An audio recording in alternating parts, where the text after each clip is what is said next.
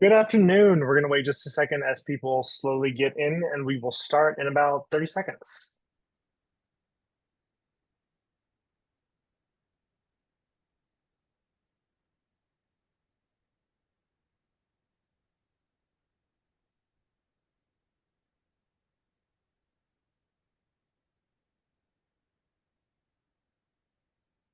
All right. Good afternoon, everybody. My name is Stephen. I am with the Environmental Research and Education Foundation, obviously, and I'm the communications manager. Thank you for joining us today for our science session. It initially started as a scholar spotlight, and we're sort of broadening it into a science session. You may have seen the email. I'll talk about that in a second. Today we have Dr. Jenny Ding. Recently, Dr. Jenny Ding, about which she's very excited. She's going to be presenting on optimizing volatile fatty acid yield and anaerobic co-digestion of food waste. Like I said, I'm Stephen, and I'm looking forward to sharing more about the Scholar program and the work of PhD graduate Jenny Ding. A few housekeeping things. First, you can submit questions anytime throughout the presentation using the Q&A icon at the bottom of your screen. And for those of us who are joining live, tomorrow you'll receive an email from Zoom with a link to both the presentation and a survey, where you'll also be able to download your certificate of attendance. Like I said, we are offering CE for this, so be sure to take advantage of that if you need it. A little bit about the scholarship program here at EREF. We support students pursuing master's and doctoral degrees in materials management research and any sort of education in that field by providing a monthly stipend from the time of award until the student graduates. While on scholarship, students work on projects related to solid waste issues, and during their tenure, our staff work with the scholars to integrate them into industry events like conferences, fundraisers, and sessions like these, and we also facilitate visits to companies within the industry. The 2026 EREF Scholarship application period opens on December 15th, 2025, and closes on March 2nd, 2026. So if you are a professor or an advisor of any sort and you have a scholar who would be interested in the program, the next open application period begins in December, and we hope that you will encourage them to apply. The EREF Scholarship Program has funded 157 scholars. We have 33 who are current, and we have awarded over $3.5 million in scholarship funding since we began the program, and we just awarded 18 scholarships in 2024. So now I'd like to introduce our scholar for the day. Jenny Ding received her Bachelor's of Engineering in Environmental Engineering from Jiangnan University in 2017, where she spent 2 years working closely with ecotoxicology, studying the effects of different external factors on the photosynthesis of soybeans. After that, Jenny earned her MS from the University of Arizona in the same major, during which she studied the growth of the Anammox bacteria. She designed a protocol for the measurement of bacteria growth rates and has just graduated, received her PhD in environmental engineering at NC State University. So, Jenny, from here, you are welcome to take it and present. Don't forget to put those questions in the Q&A, and I will follow up with those at the end. Thank you so much for the introduction, Stephen, and good afternoon, everyone. It is such a pleasure and honor to be here today, and none of this can happen without the support of the EREF Foundation. And actually, EREF enabled my whole PhD career because in 2019, Dr. Call from NC State University, who was then my PhD advisor, was recruiting a PhD student to work on a 2-year funded EREF project on solid waste. So thereafter, I moved to Raleigh from Arizona. And after obtaining some promising results from our initial projects, I applied for and was awarded the EREF scholarship to continue my research topics. It was not only a validation, a recognition, and also money from the EREF scholarship, but also a very important reassurance in the back of my mind that allowed me to keep doing what I was working on and also focus on my research. So, uh, without EREF, I would not be able to be here today and introduce the important work that I was able to accomplish during my PhD. Here in the United States, food waste, food produced a third of food produced goes to waste, and that is equivalent to more than a pound of food tossed away by each of us every day. And unfortunately, most of this waste just sits rotting in landfills, leading to serious environmental issues such as greenhouse gas emission. And if food waste were a country globally, it would be the third largest greenhouse gas emitter in the world. To alleviate this environmental challenge, I used a process called anaerobic digestion. Anaerobic digestion is a biological process where different groups of microorganisms work together to break down complex organic matters into biogas. And during this process, the solid organic matters, food waste in my case, will be first broken down into soluble monomers and oligomers. And then they will be further degraded into short-chain volatile fatty acids. These steps are responsible by bacteria in the system. In the last step of anaerobic digestion, the short-chain VFAs will be converted to methane gas by methanogens. These are a group of microorganisms that are different from bacteria. Conventionally, the methane gas is the final product of anaerobic digestion. However, when we look closer into this process, we found that the VFAs have higher market values and a wide range of applications, such as food industry, pharmaceutical, and cosmetic industries. VFAs, these chemicals can be found everywhere in our daily lives, including our homes. So that is the overall objective of my projects. I wanted to accumulate the VFAs in the bioreactors by suppressing the production of methane gas. In order to do that, we targeted the methanogens in the system. We explored two different approaches to achieve our goal. First, we wondered if we have a microbial community, in this case, we call it inoculum, that has a lower abundance of methanogen population in our bioreactors, will that reduce methane production and increase VFA production? And the answer is yes. In order to test out our hypothesis, we chose a few different inoculum combination. And our results showed that in this treatment with second waste activated sludge, which contained a very low beginning methanogen population, produced the lowest methane gas and the highest VFA concentrations. However, this preliminary test had its limitation. It was tested for only 24 days, so short-term anaerobic digestion. And we saw methane production in all treatments, which means as time goes by, more and more methane will be produced and the VFAs will eventually get used up. So our next approach, in our next test, we asked the question, can we develop an intermittent heat shock strategy to reduce the methanogenic activity while maintaining the VFA concentrations in the anaerobic digesters? In this case, we applied intermittent heat shocks to the bench scale bioreactors where we used the three different temperatures, 50, 65, or 80 degrees C, for 15 to 30 minutes at each heat shock. This test was run for a total of 135 days, and we only had to do heat shock for 2 to 3 times. And our results was very promising. The heat shock at all temperatures reduced the methane production, as we can see here, by 70 to 90%.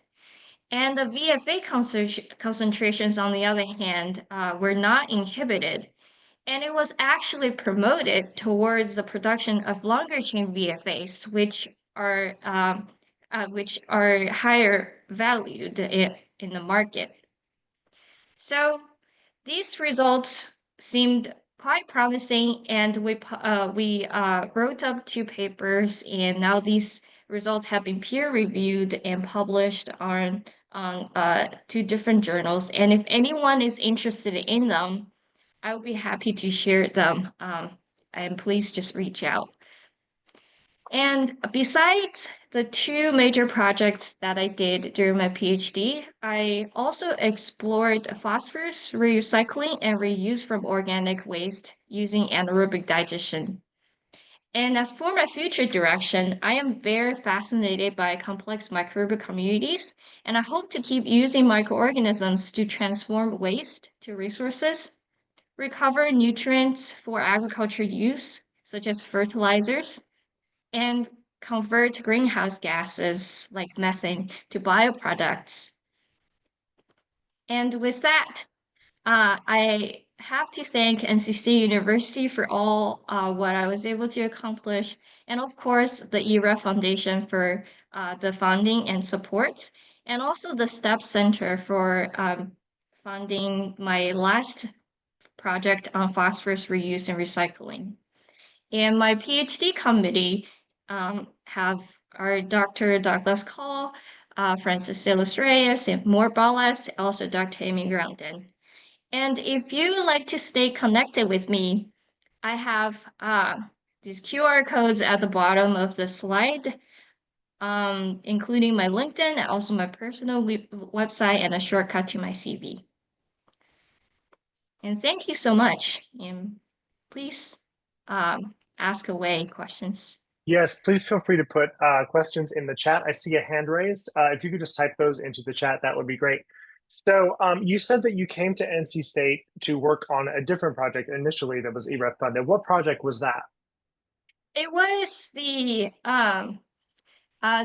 originally it was looking at the organic loading rates, the impact of organic loading rates on anaerobic digestion of food waste.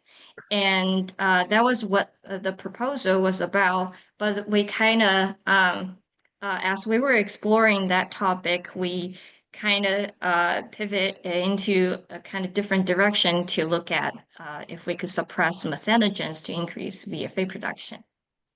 So how does that relate to this project? Is there a relationship at all? Sounds Yeah, like it. yeah, that was the originally the goal was also to produce VFA for that project. We were just looking was hoping to look at the effects of organic loading rate.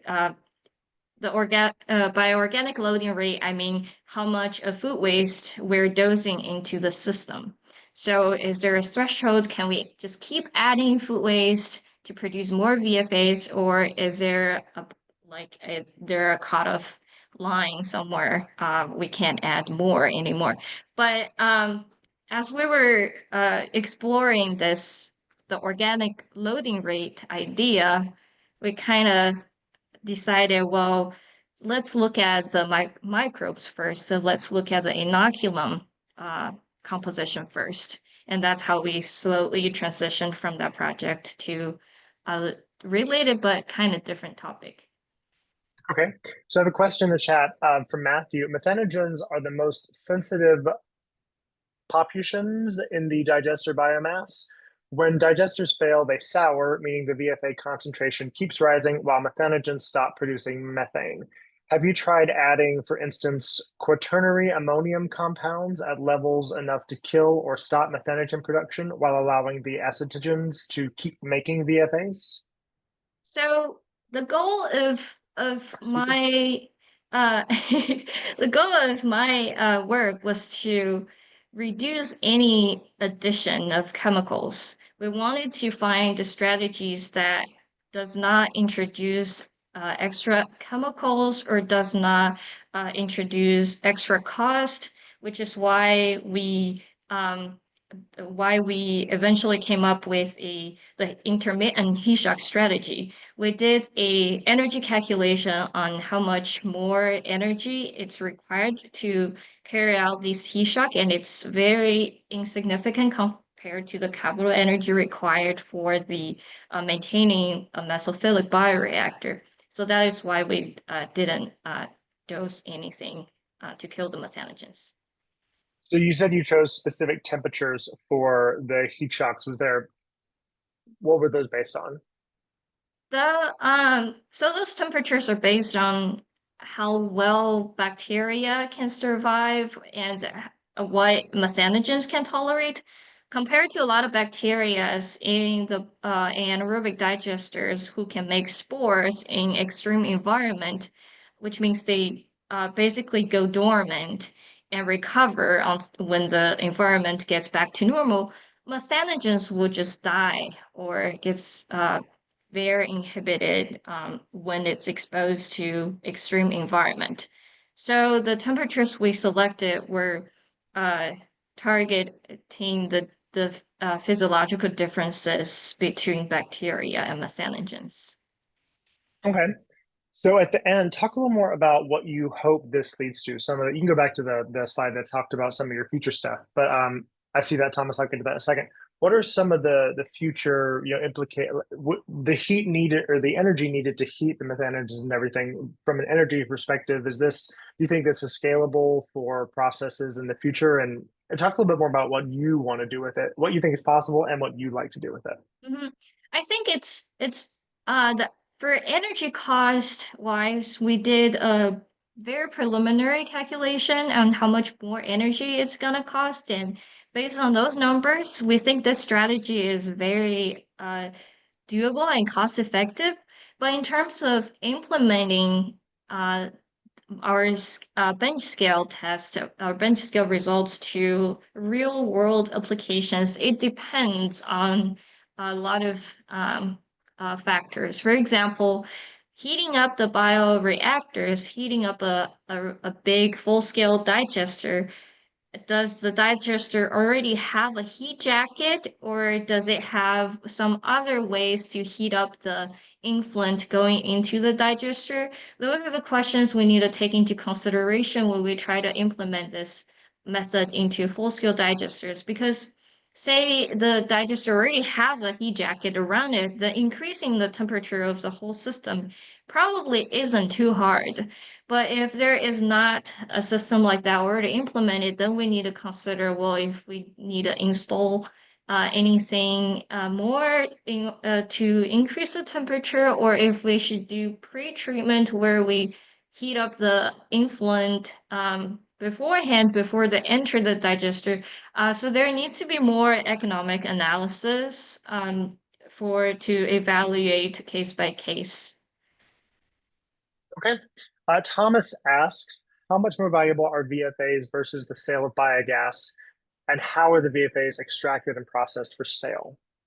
So we have these numbers are actually not too new. They're kind of old. I put them in 2019. We have some numbers shown here compare with comparing the prices of the short-chain VFAs and methane gas. The biogas, the recovered methane gas prices is a little bit higher than natural gas, but it's still compared to VFAs, it's still quite much lower. And um, what was the second part of the question again? Um, I just clicked out. How are the VFAs extracted and processed for Uh, sale? Okay, thank you for the question. That is actually a challenge for this application right now is how now we have the VFAs in the system. How do we get it out? Because we all know that uh, the digester is inside it, it's just a melting pot. We actually explored further and collaborated with UNC on this topic where our collaborator used electrodialysis to separate the VFA ions from the other impurities in the digestate. There are some other methods as well, such as absorption or uh, ion exchange, but I think more studies are needed in order to be able to achieve a cost-effective separation of the VFAs. Okay, so Matthew commented back, you were going back a question talking about the energy. He said that you could put recirculated sludge through a hot heat exchanger. He's seen that kill methanogens in systems, and heat exchangers are a common method of heating digesters. Okay. Yes. All right, so somebody else asked, what is the strategy for removing separating VFAs from the digestate? Um, I think I briefly touched a little bit on that, such as ion exchange, absorption, electrodialysis by using voltage to separate the ions, or membrane technology. I can't say I'm an expert in that topic, so those are the ones that I can come up with on top of my head right now. So this is pretty specific research. What got you into anaerobic digestion? Well, what got you into food waste in general? Seeing the problem, wanting to research it, and then what was the path from that into this? I mean, you've dedicated now your all your education to it. So tell us a little bit about why you chose this. Yeah, I think first of all, a lot of our research is driven by funding, and that was the first important reason for why I was looking at anaerobic digestion and food waste. So when we look at food waste, like I mentioned in the introduction, in the US, only 30% of food produced is just wasted. And that amount of energy, resources, water embedded in that waste is so significant that food waste a year is enough to support um, so many families' water supplies, so many families' electricity supply, and the nutrients, like nitrogen and phosphorus embedded in food waste is, if we can recover it, it's enough to supply the fertilizer um, that are needed in the US for a whole year. So those are Wow. really significant resources embedded in the organic food waste, and that's why I feel there is a huge potential there. Okay. We got some great questions coming in, but I wanted to ask you one more thing. You Mhm. said that if food waste were a country, it it as a country would be the third largest emitter of greenhouse gas emissions, Mhm. of methane Yes. specifically, or of all greenhouse gases. I think it's carbon dioxide equivalent. That's the unit that the study Wow. used. All right. Okay. So more questions about the research. Ming Ming asks, very interesting topic and nice slides. Congratulations. Thank you. Are VFAs in gas or liquid phase, and what is the carbon range? Um, the short chain VFAs are 3 to 6 carbons, and they are so depending on the pH, their pKa's are around 4.5, which means before when the pH is lower than that, they're in their associated form, and when pH is higher than that, they're dissociated in the solution. And when they're in the associated form, when pH is lower, they can be uh, volatile, which is why they have a volatile in their name. So they are partially in gas phase and also partially in the liquid phase, which makes stripping possible in that case. Okay. Mike Thompson asks, VFAs are often a key source of odors in digestate. So if some VFAs aren't recovered for sale, is there a need for a digestate post-treatment prior to beneficial use? I think it depends on. Mm, for post use, I can't. I'm not exactly sure, but I know digestase oftentimes is processed further and aerobic digestion, so the VFAs all gets converted to methane. And then the rest of the solids and or biosolids stabilized and settled solids are then used as fertilizers for land applications. So I imagine that when the VFAs are not completely recovered, they need to be then further converted to methane. In order to get rid of the odor. Okay. David asks, have you ever tried to calculate energy recovery percentage or how much energy we can secure from the conventional and industrial biomethane or biohydrogen production via the AD processes? I haven't. And I think someone with more expertise in like a cycle assessment would be able to do that. Okay. So now with this research that you've done so far, is there, are you looking to do more research in this topic as you go on, or do you want to actually put this into some sort of a scalable process or solution with a company, or I both? think, yeah, I think I have a lot of visions in terms of what's next. I'm just gonna go to the future slide. Um, so first, I really want to explore more about more fundamentals of the microorganisms in the system because as we were working on the heat shock project, we noticed how heat shock changed the metabolic pathways of these different microorganisms in the system. So I'm really curious about how the microbes by changing different operational conditions, will they be able to produce even longer chain VFAs? How do we promote VFAs? Or are we able to take the hydrogen gas in the headspace and convert that into something soluble so we can recover? Um, and I'm also very interested in using uh, some other microbes to convert, for example, methane to fertilizers. And so those are some of the fundamental uh, topics that I want to keep exploring.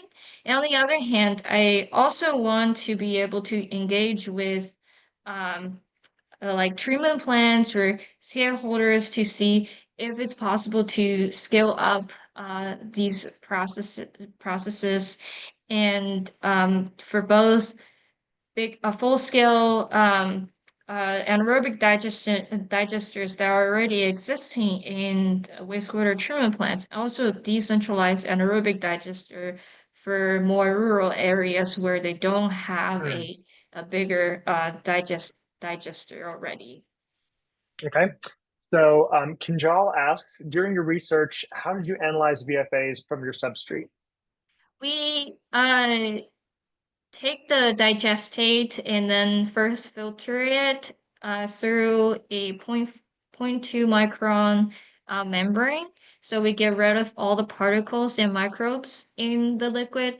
And then we drop the pH of the solution to around 2. And so all the VFAs are in its associated form. And then we basically send that solution into a gas chromatography where there is a flame that burns the solution. So all the VFAs goes to the gas phase. And then the gas chromatography will be able to measure the VFA concentrations that way. Okay. Comment to follow up on what you just said earlier. Thomas says, when considering the financial aspects of RNG production, please consider state and federal incentive programs associated with the production of renewable gas, not just the sale value of the methane. It can significantly change the economics of a facility or project and the value of the methane produced, which makes a lot of sense. Again, talking about the whole system and process behind AD and RNG in general. Appreciate that. Thank you. Um, so if you weren't talking to 50 people who are scientists and know what you're talking about, what do you tell people? What do you tell the person who asks you on the street what you're working on, what your research is? Um, I I always tell people that I work with waste, specifically food waste. So I'm basically making a poop machine in the lab. And Did you say a imagine, poop machine? yeah, You tell people you're making a poop machine in the lab. Okay, that's a first. I like that. All right. a poop machine. That's my mom says to you, you work with poop, and I tell them that I use microorganisms to extract the resources embedded from these waste. Because anaerobic digestions, we have food waste. We also, of course, we do have manure waste and many other different forms. Somebody asked, how did you alter the pH considering the anaerobic digester is a closed system? Um, is it possible to be more specific? You mean the pH in the digester as it was operating, or my downstream process for the samples? They just asked alter the pH. So maybe they'll type a follow-up question. In the digester, pH in the digester. Um, so in this case, in my experiment, I did not control pH. I have a higher initial pH, which was around 8. And then as the VFA is accumulate, the pH will drop to around pH 5 or so, which is still a range where methanogens can survive. I know in many systems, the acidification is an issue, but that didn't happen in our case. Okay. So if you could pick one thing from this project and the research, the one thing that you wish more people knew, what would it be? I think it's the microorganisms in the system. Because whenever I talk about this project, it sounds all very engineering. It's about um, we're applying heat shocks to inhibit the methanogens. We're applying other strategies to alter the microbes to achieve a VFA accumulation. But I want more people to know how fascinating the microorganisms are in the system. There are thousands of them carrying different responsibilities. They work together in order to achieve each step. Like they live symbiotically, which means without one, the other one cannot do what they're able to usually achieve. So yeah, that's one thing I really want people to know or ask me about is what is the microbes doing in the system? All right. So we're going to give people a couple more minutes if they have questions about the specific research, but some less researchy questions. So what's something non-scientific people would be shocked to learn about you? What's something no one knows or they wouldn't assume? Mm, Um, I I am a gardener, I would say. That I am a actually a hobby seller for plants. So I collect plants and I grow them, I cut them, propagate them, and then I also sell them to people who also like plants. And I don't know if that's surprising enough. That's a passion that I found during my PhD when research was challenging. Okay. So what brought you to Arizona in the first place for your master's degree? I I was applying for East Coast universities mostly. At that time, honestly, I feel I knew so little about everything in the US while I was still back in China. When I applied for my master's degrees, I had no idea what the US news ranking actually means because they tell you the school ranking, they tell you the program ranking, but there are so many differences in specific program, environmental engineering or environmental science. It was all just very confusing. And I don't know what I was doing. I applied for a bunch of schools in the West Coast and I got admitted into University of Arizona and Arizona State University. And UFA gave me a scholarship. And I was like, okay, awesome. I do not pay full tuition. So that's why I went.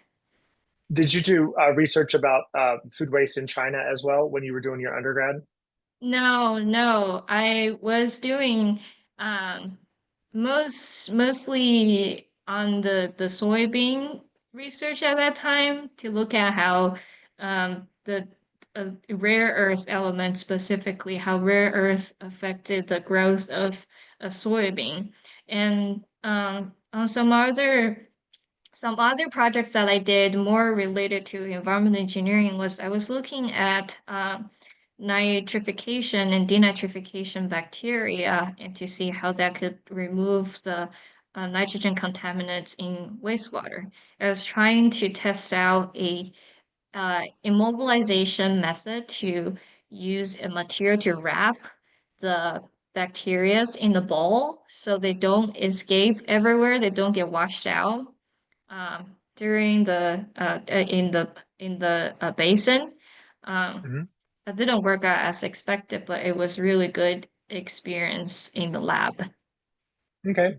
So as part of your finishing your research and getting your PhD, have you presented this information to any landfill companies or municipalities, government entities that might actually use this technology in the future? I don't think I have. My advisor might have, but I have mostly Okay. to academia. Well, Marcia asked that question. So, Marcia, if you can hook Jenny up with any places where she could prevent, I'm sure she'd love that opportunity. And since you talked a lot about EREF support and we supported you through your entire program, and of course, we want to keep supporting you. So, I have to ask, are you currently job searching? And if so, what are you looking for and where? Yes, let me go to my next slide. I have all the QR codes up, everyone. I am job searching. This process is actually harder than I imagined. I thought I would be able to find or hear back more, but honestly, not as much as I wanted. But I'm looking for mostly R&D opportunities in the industry and also postdoc opportunities where I can apply or explore cutting edge biotechnologies and to work on the ways to repurpose. And I'm open to relocation as well. All right. Okay. Well, we really appreciate your time. Thank you, Jenny. It was great having you and hearing about this research. EREF is thrilled to be supporting this kind of research and scholars like you. Thank you for presenting. Everybody, just to remind you that you will receive an email tomorrow with an interview, with a survey about this session and also information for your CE certificate if needed. And with that, we will conclude. Thanks for watching. Thank you very much.